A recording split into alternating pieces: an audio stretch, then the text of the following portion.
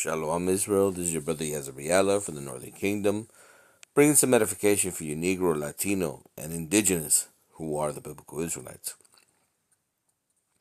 Before I start, I want to give all praise and honor to Yahweh, Bahasham, Yahweh Shai, Barakatham, Rakakadash, and that Yahweh, being the name of the Lord, not Jehovah, or God, or Yah, or Ahaya, it's Yahweh, the creator of all the Ancient of Days. Bahasham is in the name of, and Yahweh Shai is the one you guys call Jesus or the Christ, technically speaking. And we give double honors to elders in GMS where we learn this truth. Shalom to the apostles, the bishops, and to the men down on the highways and byways. Give it the 100% truth day and night. Shalom to you.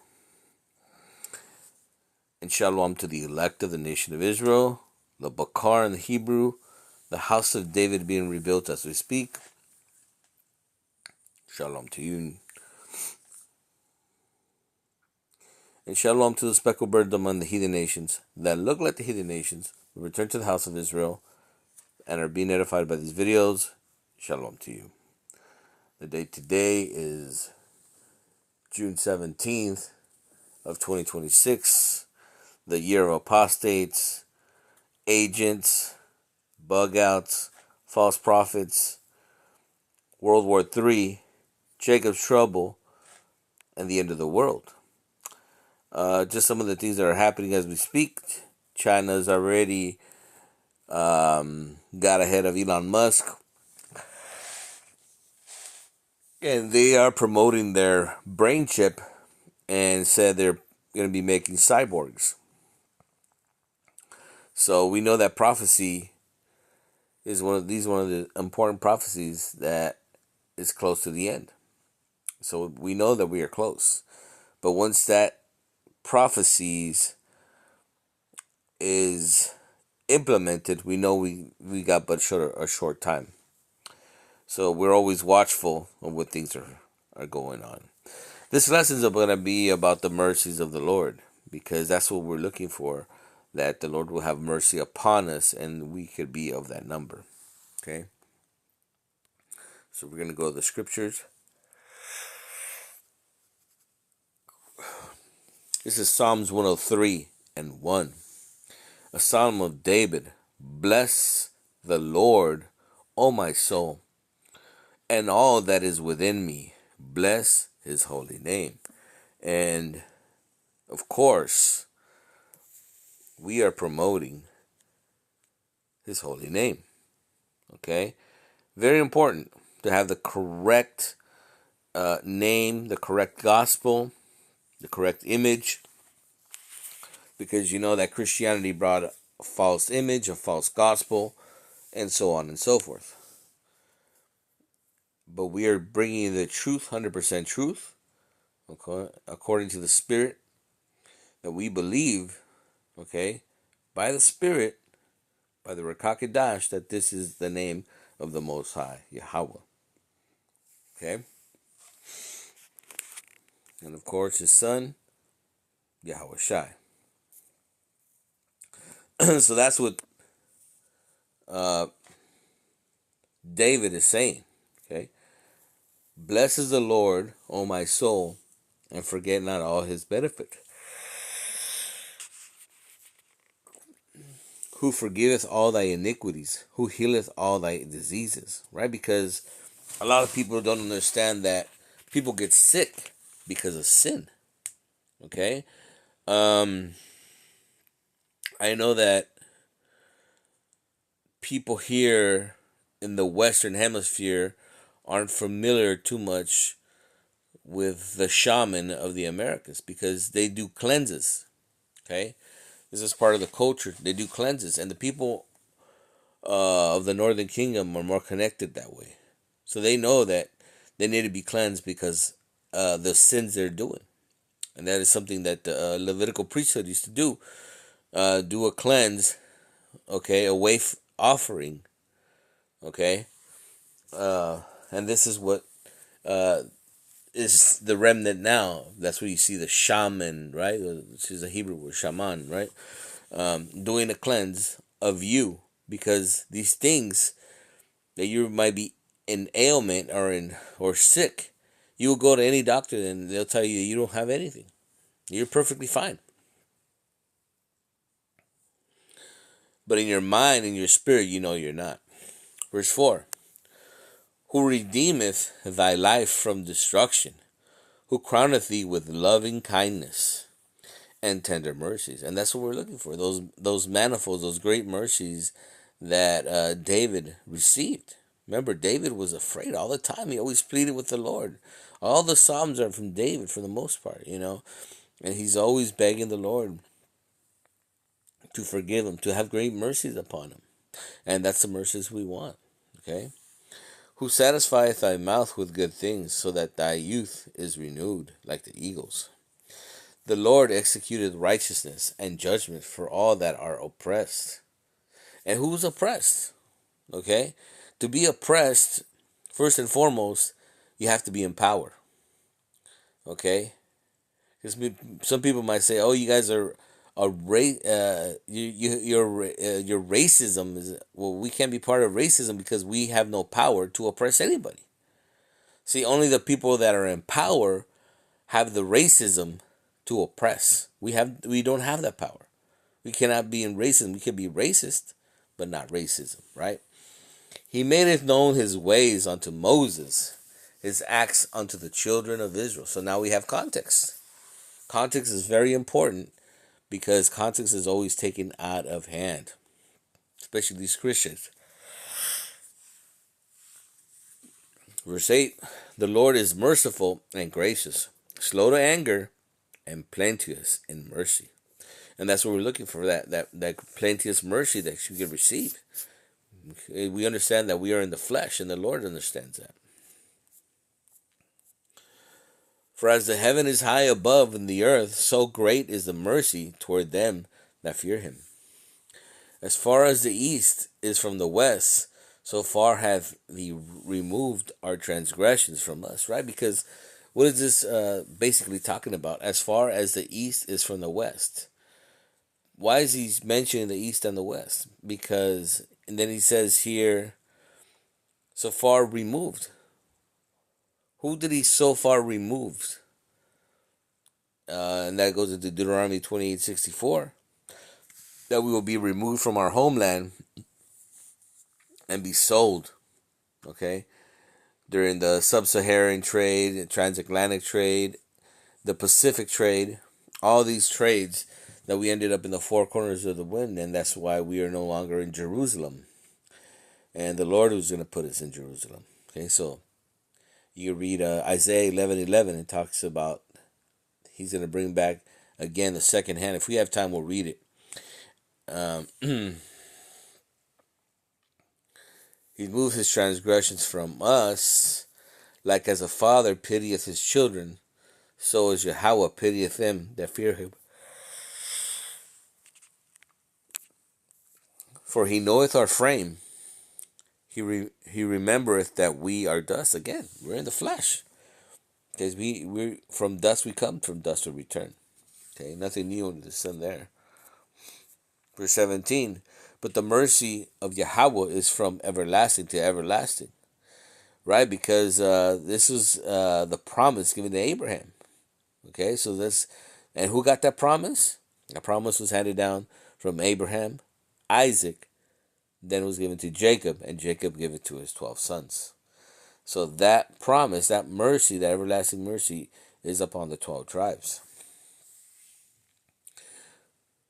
And his righteousness unto the children's children. Okay? And what's that righteousness? The law, statutes, and commandments. His righteousness, okay? To such as keep his covenant. And who was given that covenant? Psalms 147:19, right? Let's get that. Let's get that here.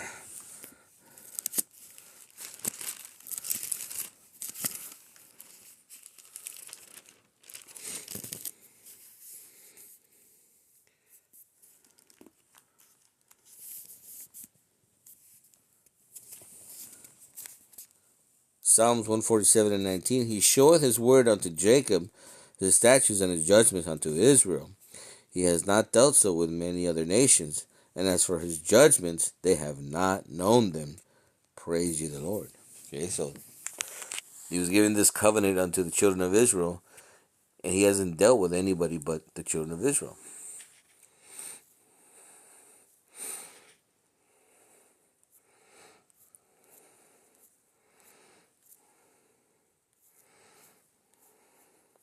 Verse 20, bless Yahweh, yes, his angels that excel in strength, that do his commandments, hearken unto the voice of the word. Bless ye Yahweh, all ye his hosts, ye ministers of his that do his pleasure. Bless Yahweh, all his works in all places of his dominion. Bless ye Yahweh, O my soul. Okay? So that's what we want. We got that mercy, okay, that David received. Because we're in this flesh, man. We're dealing with this. We're going through it right now. But the Lord is putting us through this gauntlet, and he wants to find his gold. He wants to burn off those impurities, and that's why we're going through this tribulations after tribulation after tribulation, so that when we're in the time of Jacob's trouble, that yoke is going to come off of us, and it's going to go to the other nations. Okay, so let me read that, because that's great comfort. Okay, and a lot of these Christians can't answer that. Okay, cannot answer that. So let's get that and have great comfort in these words.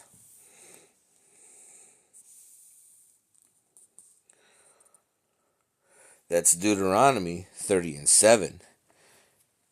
And Yahweh thy power will put all these curses upon thy enemies, and on them that hate thee, which persecuted thee. And thou shalt return and obey the voice of Yahweh, to do all his commandments, which I commanded this day.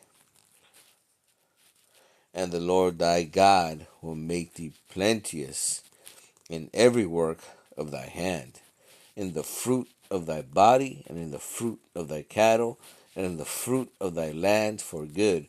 For the Lord will again rejoice over thee for good, and he rejoiced over thy fathers.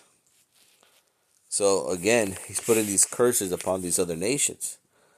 Okay?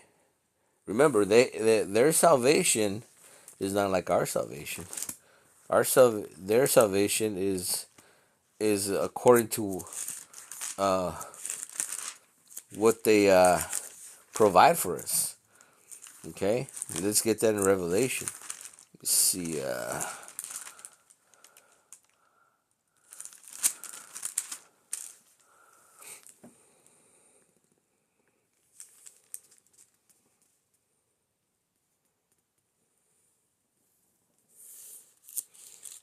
see if I can get that.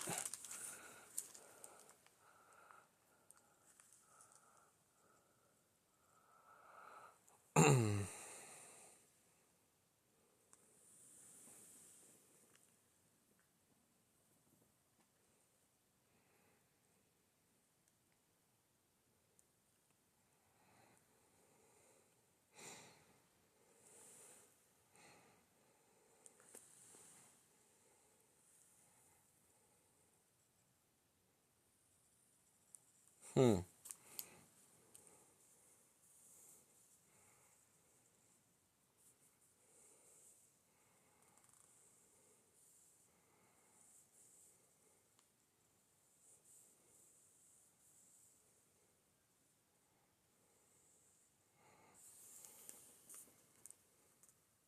Oh, here it is. Salakia, brothers and sisters. Revelation 21:24. And the nations of them which are saved shall walk in the light of it, and the kings of the earth to bring the glory and honor into it. Okay? So it's promissory. Verse 15. Remember, this is Revelation. This is the end. And the gate of it shall not be shut at all by day, for there shall be no night there. and they shall bring the glory and the honor of the nations unto it, and there shall in no wise enter into it anything that defileth, neither whatsoever worketh abomination or maketh a lie, but they which are written in the Lamb's book. But remember, they're quoting something. They're quoting Isaiah 60:11. So let's get that, because it's going to give you more understanding. Because they don't have to mention it. You have to understand that people read these books and then they're quoting it. They already knew what was happening, okay?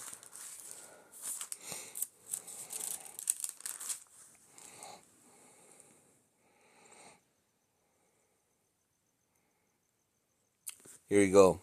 This is Isaiah 16:10. And the sons of the stranger shall build up thy walls, and their king shall minister unto them. For in thy wrath I smote thee, but in thy favor have I mercy on thee. Therefore the gates shall be open continuously. We just read that in Revelation, right? But it's going to go into detail here. They shall not be shut nor day or night, that men may bring unto thee the forces of the Gentiles, the wealth of them. Okay, so that's their form of salvation. Okay, because he's going to go into it. And that their kings may be brought. For the nation and kingdom that will not serve thee shall perish. He said, don't bring anything, they're going to perish. Remember, that goes into, I want to say Zephaniah. It tells you that they don't want to celebrate tabernacles. Guess what? They ain't going to get no rain in their land.